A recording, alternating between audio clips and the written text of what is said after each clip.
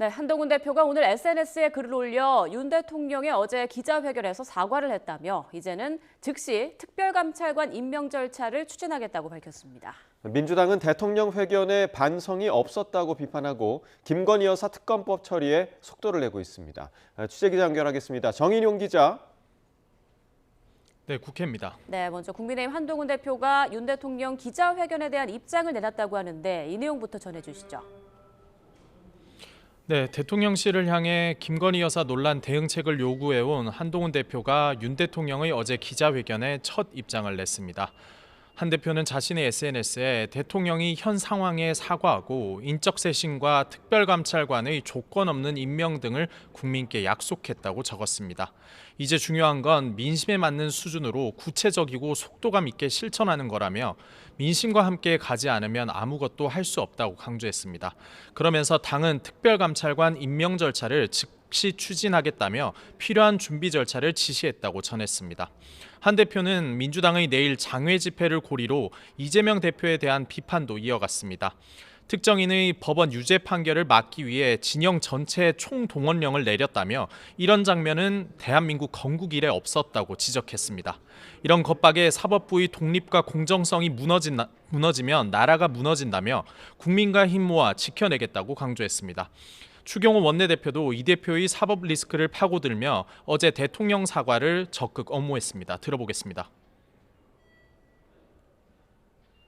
하지만 민주당은 다른 사람의 사과에 대해 논할 자격이 없습니다. 이재명 대표에게 묻습니다. 본인의 잘못에 대해 단 한 번이라도 책임을 인정하고 사과한 적이 있습니까? 없습니다. 네, 민주당은 윤 대통령 회견을 재차 비판하면서 대여 공세 수위를 끌어올리고 있다고요?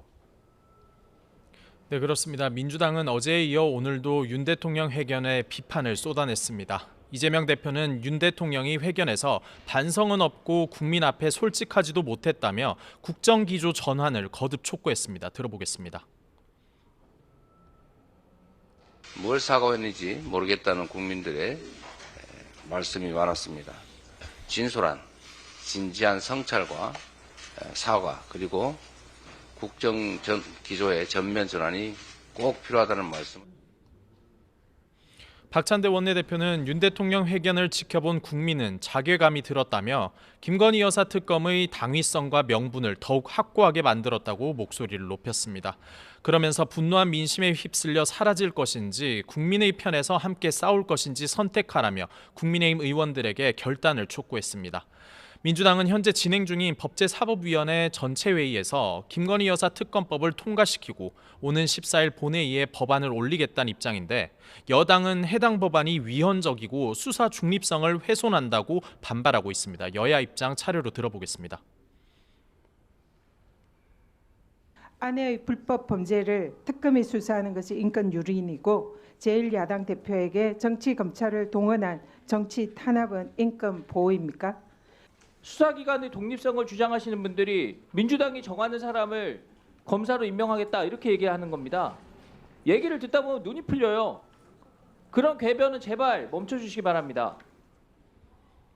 민주당은 지난주에 이어 내일 김 여사 특검을 촉구하는 2차 집회에도 나설 방침인데요. 내일은 당 지도부와 함께 조국혁신당과 진보당 등이 연대사를 하고 다음 주 토요일에는 개혁신당을 제외한 야권 5개 정당이 연합해 집회를 개최할 계획입니다.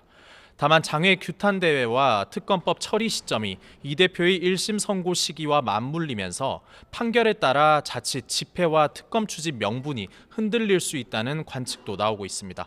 지금까지 국회에서 YTN 정인용입니다.